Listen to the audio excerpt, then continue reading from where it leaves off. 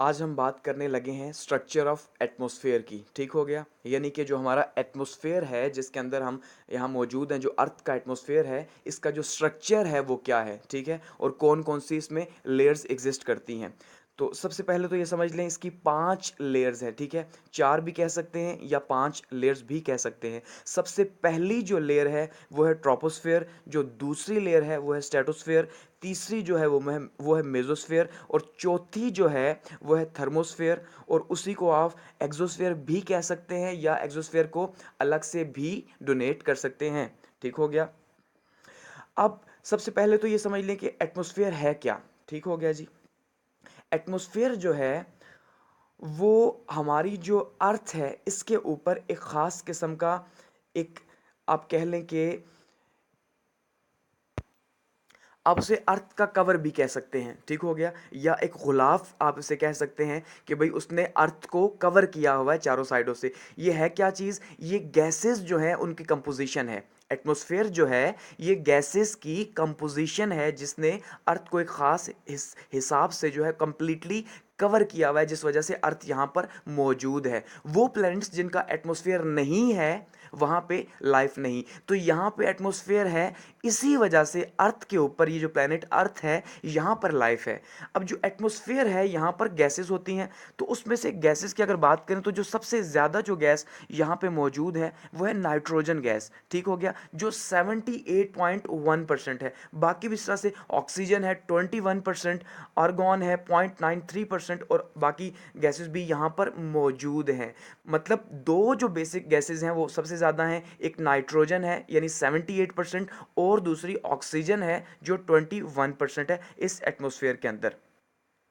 अब अगर इस एटमॉस्फेयर की बात की जाए तो इसके अंदर 3 तरह के पार्टिकल्स मौजूद होते हैं, छोटे छोटे सॉलिड पार्टिकल्स इसके अंदर मौजूद हो सकते हैं। कौन से, डस्ट हो सकती है, दूसरा सॉल्ट है, तीसरा पोलन है। ठीक हो गया। जो डस्ट है ये एटमॉस्फेयर में कैसे जाती है, हवा जो है डस्ट के जो हल्के ज़र्रात हैं, ठीक है, जिनका वेट कम है, उनको उड़ा के ऊपर ले जाती है और एटमॉस्फेयर का हिस्सा बना देती है।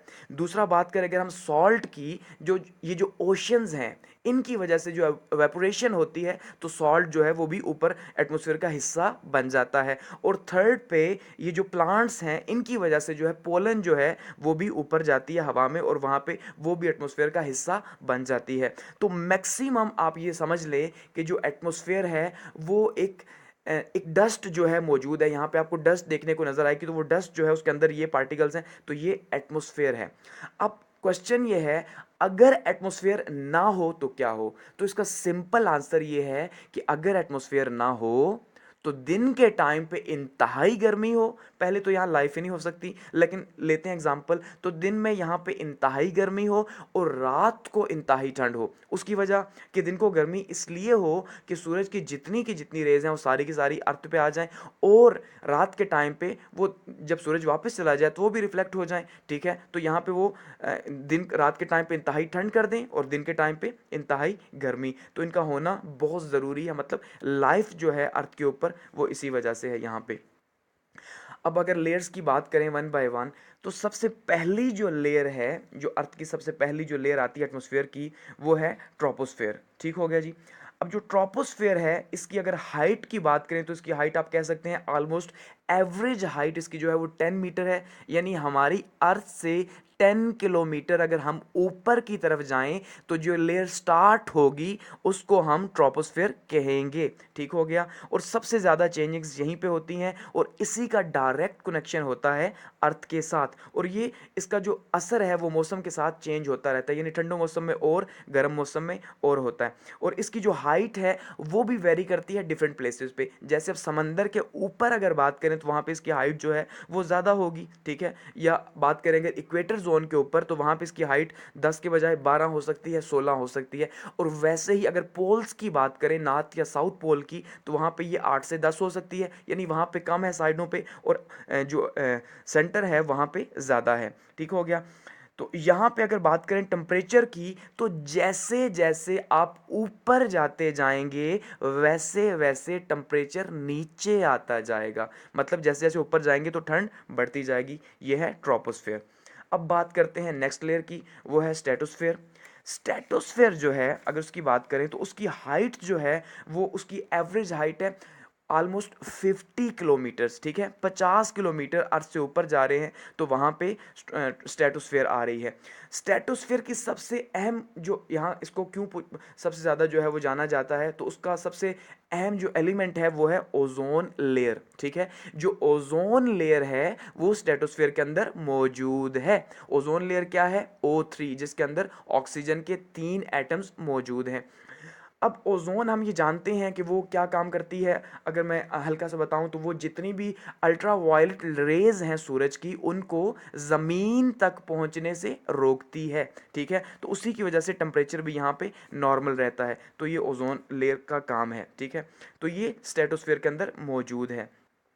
और अगर बात करें यहाँ के टेम्परेचर की, तो क्योंकि यहाँ पे जो सूरज की डायरेक्ट रेज हैं वो आ रही हैं और अल्ट्रा वायलेट रेज यहाँ पे जो है वो एब्जॉर्ब हो रही हैं और रिफ्लेक्ट भी हो रही हैं, तो उसी वजह से यहाँ पे जो टेम्परेचर है वो ज़्यादा रहेगा, ठीक है। यानी जैसे जैसे ऊपर बढ़ते जाएंगे वैसे वैसे टेम्परेचर भी बढ़ता जाएगा मुसलसल, ठीक हो गया।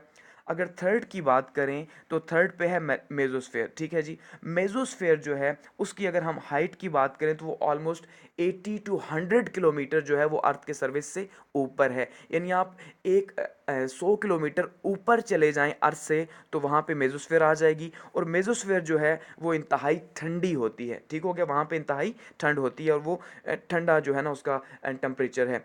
तो जो मेजोस्फेयर है इसकी क्वालिटी क्या है कि जितने भी मेटेओराइड्स हैं वो यहाँ पर आकर टकराते हैं और उन्हें आग लग जाती है। इसकी एग्जांपल ये लें कि आपने कभी शूटिंग स्टार देखा हो, टूटता हुआ तारा जिसे कहा जाता है, तो वो शूटिंग स्टार जो है वो इसी लेयर के अंदर नज़र आता है कि वो एक मेटेओर है, वो यहाँ पे आया वो मेटेओर और आके इस सरफेस के साथ टकराया जैसे ही मेसोस्फेयर के साथ, तो उसे आग लग गई। तो हमने क्या समझा? वो मेटेओर है यानी टूटता हुआ तारा है, शूटिंग स्टार है।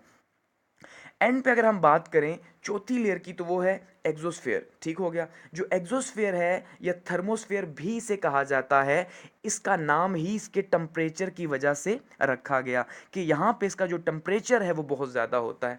और टेम्परेचर क्यों ज़्यादा होता है उसकी वजह ये है कि यहाँ पे जो नॉर्मल गैसेस हैं, ठीक हो गया, जो नॉर्मल गैसेस हैं उनके जो मॉलिक्यूल्स हैं वो एटम्स और आयन में कन्वर्ट होते हैं। किसमें? एटम्स में और आयंस में नॉर्मल गैसेस के मॉलिक्यूल्स कन्वर्ट होते हैं, जिस वजह से यहाँ पर मुसलसल एक किस्म की एनर्जी पैदा हो रही है ना।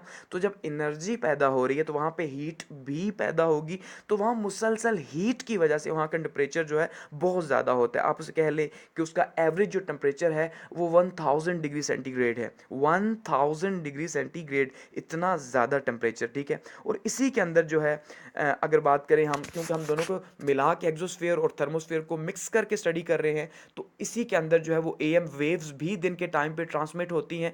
उसी की वजह से जो है यहाँ पे जो है वो रेडियो वेव्स जो हैं वो रात के टाइम पे बहुत दूर तक सुनी जा सकती हैं कि वो रात को गो के सूरज नहीं भी होता उसके बावजूद भी जो है वो उसके बाद जो उन्होंने ट्रांसमिट की होती है वो इमिट करना स्टार्ट हो जाती हैं, खारिज करना शुरू हो जाती हैं। और यहीं पे हमारे सैटेलाइट मौजूद होते हैं इसी एग्जोस्फेयर के अंदर या थर्मोस्फेयर के अंदर जो इसकी हाइट है, ठीक हो गया। तो ये है हमारे एटमॉस्फेयर और उसकी लेयर्स।